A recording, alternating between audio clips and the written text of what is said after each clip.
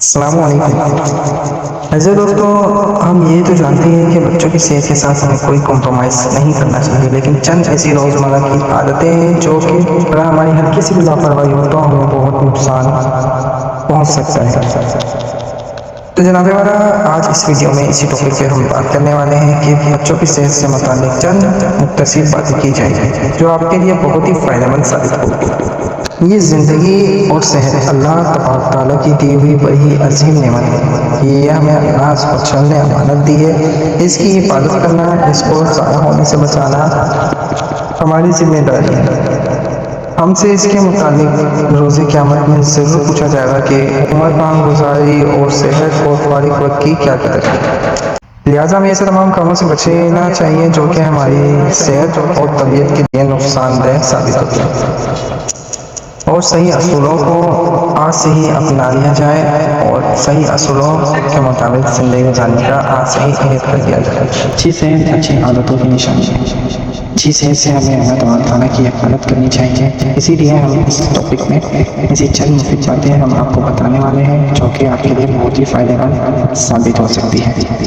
جانور ان میں سے چند باتیں آپ تو جانتے ہی ہوں گے کہ بغیر ہاتھ دھوئے ہرگز کوئی چیز نہیں کھانی چاہیے، چاہے وہ کچھ بھی کیوں نہ ہو، اور جگہ جگہ ہرگز نہیں تھوکنا چاہیے، کیونکہ جگہ جگہ تھوکنے سے کئی بیماریاں جنم لیتی ہیں جو ہمارے لیے بہت ہی نقصان دہ ثابت ہوتی ہے۔ اور جیب میں ضرور رومال یا ٹیشو پیپر ساتھ رکھنا چاہیے۔ لقمہ جب بھی کھائیں، چبا کر کھائیں یا پانی پئیں تو نامناسب آواز منہ سے نہ نکالی جائے، اور کھاتے پیتے وقت ہرگز ہنسنے یا ہنسانے والا مزاق بالکل نہیں کرنا چاہیے۔ وہ اس لیے کیونکہ جب ہم کھا رہے ہوتے ہیں اور ہنسنے والا کوئی مزاق کر دیا جاتا ہے تو جو ہم چیز کھا رہے ہوتے ہیں اس کا لقمہ حلق میں پھنس سکتا ہے یا پانی کا گھونٹ پھنس سکتا ہے، جو ہمارے لیے بہت ہی خطرناک ثابت ہوتا ہے۔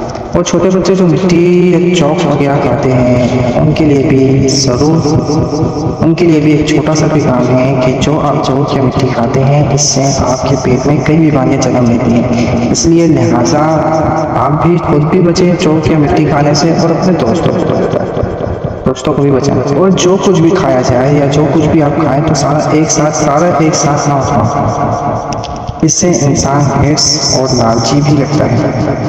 آپ تو پیارے بچے ہیں، آپ تو ایسا کام نہیں کرتا میرے کی۔ ایسے دوستوں، مسواک کا استعمال کرنا بہت ہی ضروری ہے۔ اگر ہم مسواک کا استعمال کرتے ہیں تو دانتوں کی بیماریوں سے ہمیں چھٹکارا مل سکتا ہے، جو آج کل بہت ہی عام ہو چکی ہے دانتوں کی بیماریاں۔ لہٰذا ہمیں خود بھی مسواک کرنی چاہیے اور اپنے بچوں کو بھی مسواک کا عادی بنانا چاہیے۔ دانت اچھے تو صحت بھی اچھی ہوگی، اور جو غذا ہم کھائیں گے اللہ تبارک تعالیٰ کی حکم سے آپ کے جسم کو فائدہ پہنچتا رہے گا۔ اور مسواک کرنا سنت بھی ہے۔ بہت سی سپاریاں مارکیٹ میں آ چکی ہیں جو بچے کی صحت کے لیے بہت ہی نقصان دہ ثابت ہوتی ہیں، اور چند بچے اسے بہت ہی شوق سے کھاتے ہیں۔ تو میں ان بچوں کو بتانا چاہوں گا یہ جو آپ چھالیاں مسالے کھاتے ہیں تو اس سے آپ کی صحت کو بہت ہی زیادہ نقصان پہنچتا ہے۔ یہ وقتی طور پہ تو اثر نہیں کرتی، لیکن آپ کو جڑ سے ختم کر دیتی ہے۔ جب آپ کی جڑیں کمزور ہو جاتی ہے تو آپ کے چہرے پہ بھی ظاہر ہونے لگ جاتی ہے۔